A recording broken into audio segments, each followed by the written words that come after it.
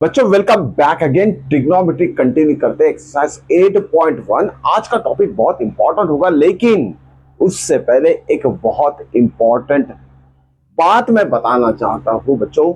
Trigonometry को सीधा सीधा सॉल्व मत कीजिए, मतलब एनसीईआरटी सॉल्व कर लिए, कुछ और बुक से सॉल्व कर लिए, सिर्फ क्वेश्चन सॉल्व करने के ऊपर ध्यान मत दीजिए।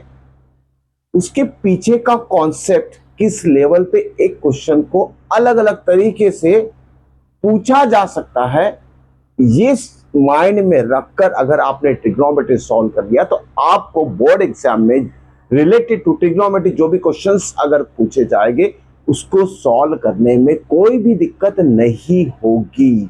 एक सिंपल सा एग्जांपल बताओ था, 2025 का जो बोर्ड का मैथ्स का पेपर था, इस मैथ्स के पेपर के लिए 10 डेज की हॉलीडेज थी, ध्यान में रखिएगा। 10 दिन प्रिपरेशन के लिए अवेलेबल थे, फिर भी बच्चों के पेपर बिगड़े, बहुत सारे बच्चों के पेपर्स बिगड़े हैं। इसके पीछे का रीजन है कॉन्सेप्ट बेस्ड स्टडी। ध्यान में रखना बच्चों, कॉन्सेप्ट बेस्ड स्टडी। आज जो टॉपिक मैं डिस्कस करूंगा ना, सीधा सीधा सॉल्व नहीं करेंगे, उसके पीछे का कॉन्सेप्ट देखो। सीधा सीधा आपको अप्लाई करना तो आ जाएगा, लेकिन थोड़ा सा अगर आपने अलग डायरेक्शन में सोचेगा तो आपको वो टॉपिक और भी आसान हो जाएगा। चलिए बात करते हैं हम क्वेश्चन नंबर 8 की, एक्सरसाइज 8.1 इंट्रोडक्शन टू ट्रिग्नोमेट्री से। देखिए बच्चों, अब यह क्वेश्चन समझते हैं। 3 cot A = 4 दिया है, 3 cot A = 4 दिया। इस तरीके के बहुत सारे क्वेश्चंस बनते हैं, लेकिन प्रूफ के लिए, चेकिंग के लिए क्या क्या क्वेश्चन पूछा जा सकता है उसके बारे में हम थोड़ा डिस्कस कर लेते हैं, ठीक है। देखिए फिलहाल तो इस क्वेश्चन में क्या बोला गया, 3 cot A = 4, check whether 1 - tan square upon 1 + tan square A = cos square A - sin square A। यहाँ पे चेक करना है कि दोनों लेफ्ट हैंड साइड और राइट हैंड साइड इक्वल है या नहीं है, उसके लिए कॉट की वैल्यू दी है यहाँ 3 cot A = 4।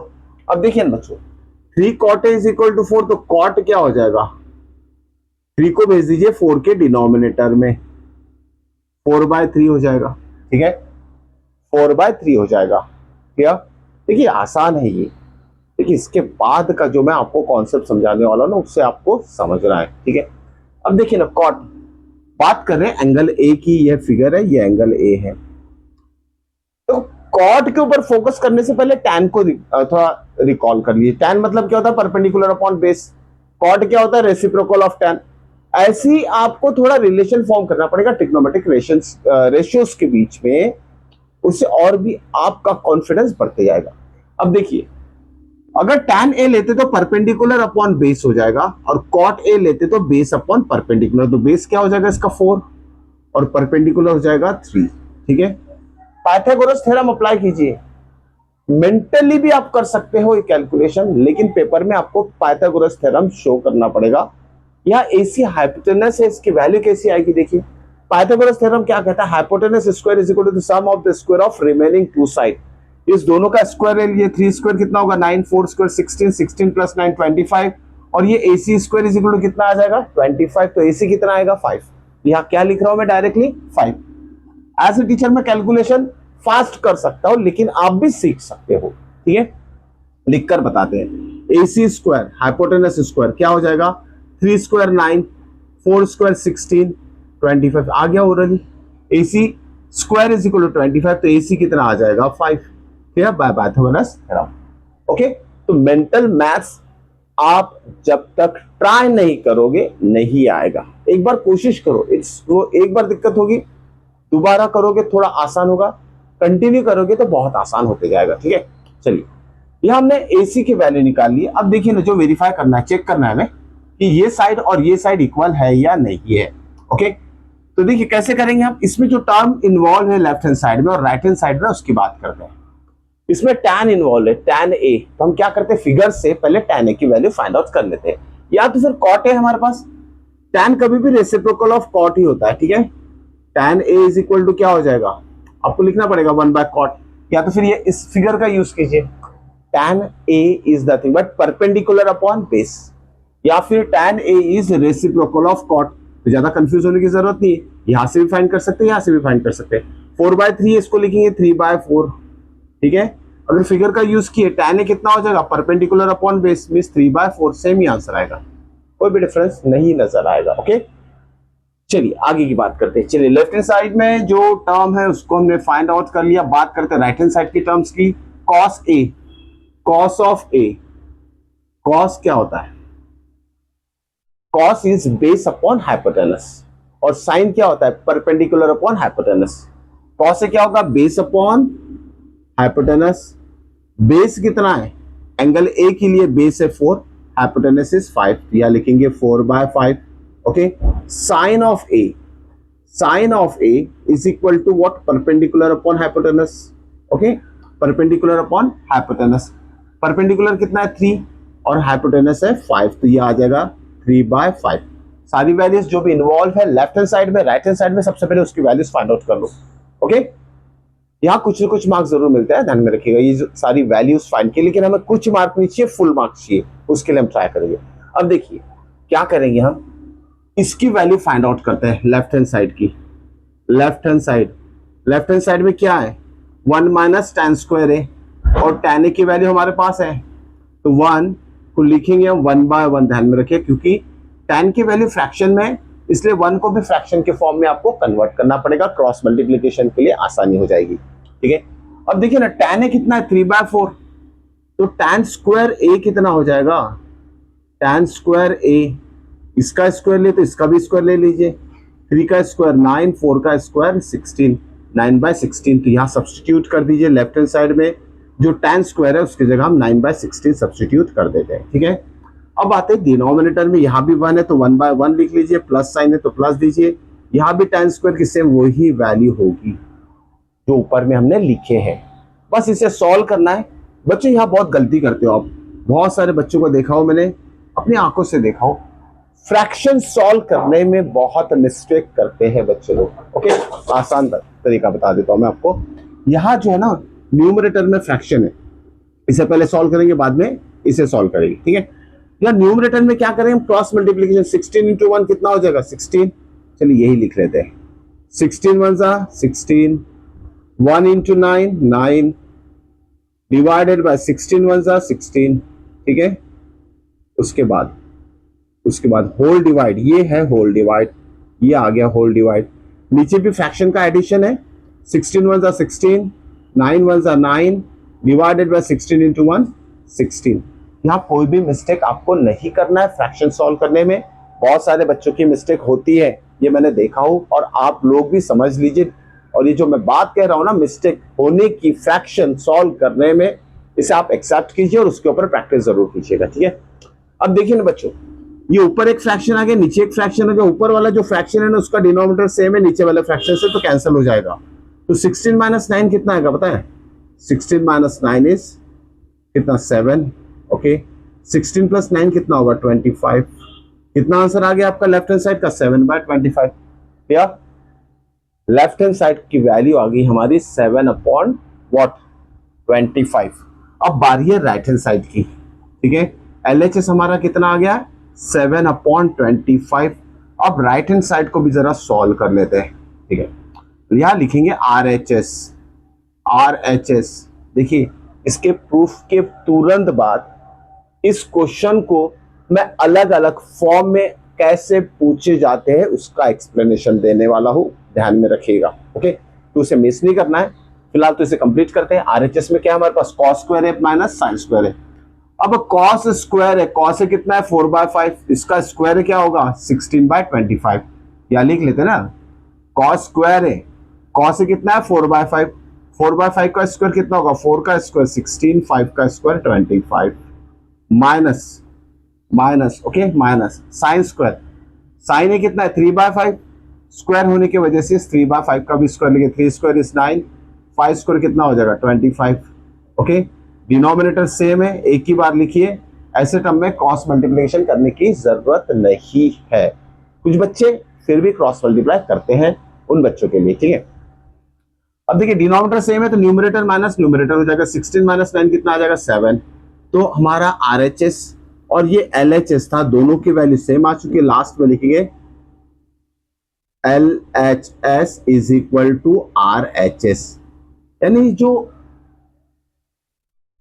अल्जेब्रिक आइडेंटिटी बोल सकते हैं, ये जो दिया है ये करेक्ट है, मतलब this left hand side is equal to right hand side होगा ही, okay, for any angle A, ठीक है।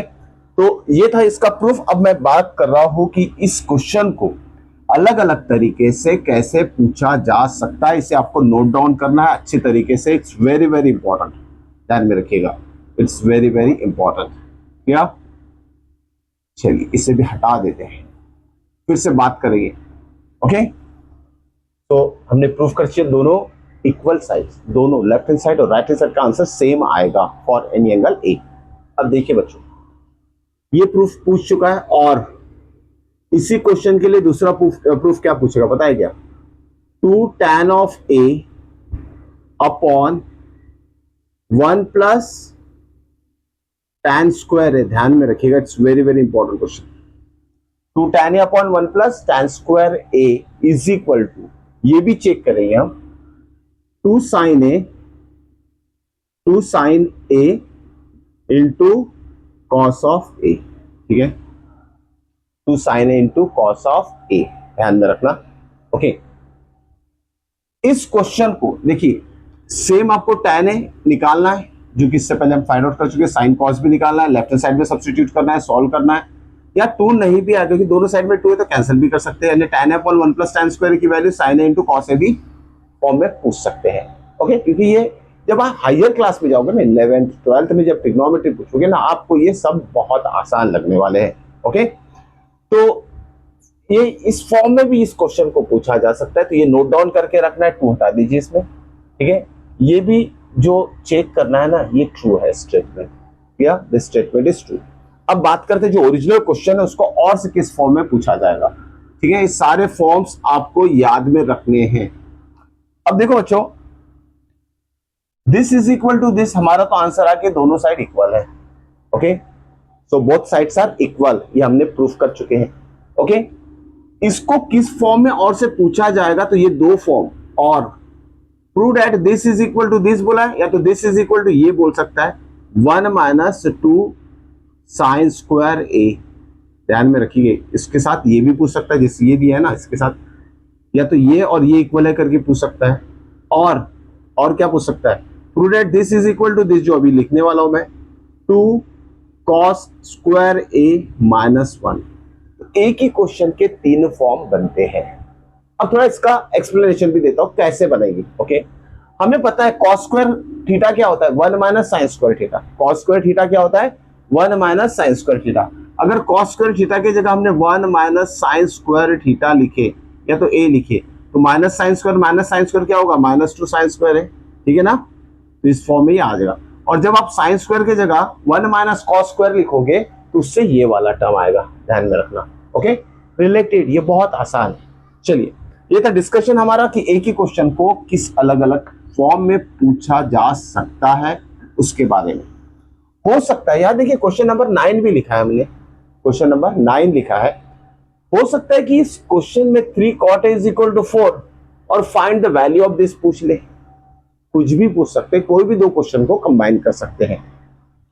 तो इस क्वेश्चन के लिए आप इसके भी आंसर फाइंड आउट कर सकते हैं। लेकिन यह क्वेश्चन नंबर 9 में क्या दिया है, इन ट्रायंगल एबी से राइट एंगल एट बी, तो यही वाला फिगर ले लेते हैं, इसकी वैल्यूज चेंज कर देते हैं, ठीक है। ये वाला राइट एंगल एट बी बोला है यहाँ, यही फिगर हम यूज करेंगे, ठीक है। देखिए, in triangle ABC right angle at B, if tan A = 1/√3, यहां क्या दिया है, tan ऑफ A = 1/√3 दिया है, ठीक है, कोई बात नहीं। और tan क्या होता है, tan is nothing but perpendicular upon base. तो tan ऑफ A परपेंडिकुलर ये हो जाएगा और बेस ये हो जाएगा, तो परपेंडिकुलर लिख लिया 1 और बेस लिख लिया हमने √3, ठीक है। पाइथागोरस अप्लाई करेंगे, और third side that is hypotenuse सबसे पहले आपको फाइंड आउट कर लेना है, ठीक है। तो क्या हो जाएगा, हाइपोटेनस AC² = AB², √3 का स्क्वायर क्या आएगा 3 plus BC² that is perpendicular, ठीक है ना।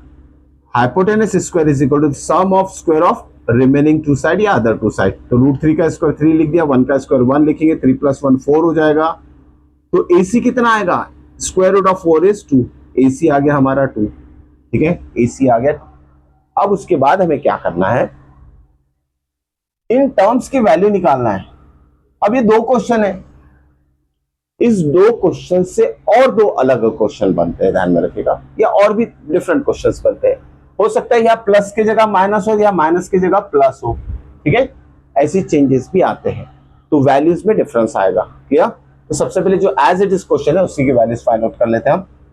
देखिए बच्चों, अब यहाँ साइन कॉस इन्वॉल्व है इस सारे टर्म में, साइन और कॉस, तो यहाँ साइन कॉस की वैल्यू हम फाइंड आउट कर लेते हैं। यहाँ चलिए साइन ऑफ, ओके, इस क्वेश्चन को हम यहाँ सबसे पहले साइन ए फाइंड कर लेते हैं। साइन ऑफ ए क्या होता है, साइन ए परपेंडिकुलर अपॉन हाइपोटेनस, ठीक है, परपेंडिकुलर कितना है 1 और हाइपोटेनस है 2, इसका आंसर आ जाएगा साइन ए का 1/2। उसके बाद कॉस ऑफ ए भी फाइंड आउट कर लेते हैं। कॉस क्या होता है, बेस अपॉन हाइपोटेनस, बेस कितना है √3 और हाइपोटेनस कितना है 2, ठीक है, कॉस ए और साइन ए हमने फाइंड आउट कर लिया है। अब बारी है वैल्यू फाइंड करने की फर्स्ट पार्ट की, जिसमें दिया sign A cos A plus cos A sign ए, ठीक है, sign A cos A plus cos A sign ए। अब देखिए बच्चों, और एक ट्रिक बताऊंगा इसकी, अगर एमसीक्यू लेवल में अगर ये क्वेश्चन आता है, एक सिंपल सा ट्रिक याद रखिएगा, क्वेश्चन खत्म होने के बाद बताने वाला हूं। इस तरह का फॉर्मेट अगर आता है, विद इन सेकेंड आप आंसर फाइंड आउट कर सकते हैं, ठीक है, विद इन सेकेंड, ठीक है, 2 सेकेंड 3 सेकेंड में आपका आंसर आ जाएगा, टाइम बचेगा। वो ट्रिक भी इसके बाद बताने वाला हूं मैं आपको। Sign A cos A plus cos A sign A, solution 1 की बात कर रहे हैं हम, सोल्यूशन 1, ओके, क्या होगा, साइन ए, इसका आंसर लिख रहे हैं हम, ठीक है, ध्यान में रखिएगा, उसके बाद इसका आंसर लिख। और पहला टर्म क्या है, कॉस ए, कॉस ए कितना है √3/2, यार कॉस सॉरी साइन ए पहले है फिर बाद में कॉस, साइन ए कितना है 1/2, कॉस सी कितना है, ओ सी भी है, ध्यान में रखिए, देखिए एक टर्म मिस हो गया, कोई बात नहीं, या साइन ए कॉस सी है, कॉस ए साइन सी है, ध्यान में रखिएगा, cos A sine C, angle A और सी की बात कर रहे हैं, तो हमने क्या किया है, एंगल ए के लिए वैल्यू फाइंड की, सी के लिए कौन करेगा, चलिए कर लेते हैं, कॉस सी साइन सी, ये तो ए के लिए हो गया ना। अब साइन ऑफ एंगल सी, ये आ गया एंगल सी हमारा ऊपर वाला, सी के लिए साइन क्या हो जाएगा, अभी सी के अपोजिट वाला परपेंडिकुलर होगा, ये हाइपोटेनस, साइन मतलब क्या होता है परपेंडिकुलर हाइपोटेनस, लेकिन एंगल ए के लिए परपेंडिकुलर ये हाइपोटेनस, ये एंगल सी के लिए परपेंडिकुलर उसका अपोजिट साइड हो जाएगा, हाइपोटेनस तो वैसे ही रहेगा। इसकी वैल्यू कितनी आएगी √3/2, ठीक है, साइन सी, ध्यान में रखिएगा। कॉस ऑफ सी अगर फाइंड करना है तो क्या हो जाएगा, कॉस सी का फॉर्मूला क्या है, कॉस ऑफ सी एडजेसेंट बोलिए, बेस बोलिए, डिवाइडेड बाय हाइपोटेनस, मतलब 1/2, ओके।